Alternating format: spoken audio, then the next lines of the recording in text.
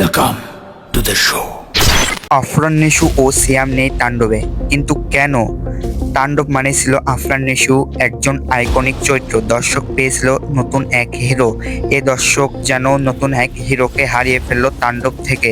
পুরো ভিডিও দেখলে বুঝতে পারবেন যে তাণ্ডব থেকে কেন সিয়াম ও আফরান নিশু হারিয়ে গেল এবং যিশু সেনগুপ্তকে কেন আবার নতুন করে ক্যামেও চরিত্রে দেখা যাবে। এক সময় শোনা গিয়েছিল সিয়াম হবেন তাণ্ডব 2 এর মুখ, কিন্তু হঠাৎ কি হলো?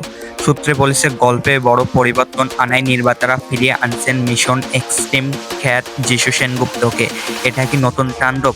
হ্যাঁ, এটাই নতুন তাণ্ডব।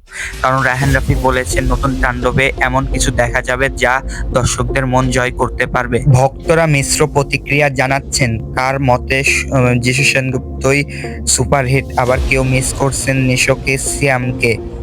তাণ্ডব 2 কে করবে দখল, নিশো সিয়াম না যিশু সেনগুপ্ত? জানতে কমেন্টে লিখুন আপনার মতামত। ভিডিওটি লাইক দিন এবং সাবস্ক্রাইব করুন। আসলে কি এই ঘটনা সত্য কিনা? গুজব যিশু সেনগুপ্ত কি থাকছেন তাণ্ডবে? আপনার মতামত কি অবশ্যই কমেন্ট করে বলে যান।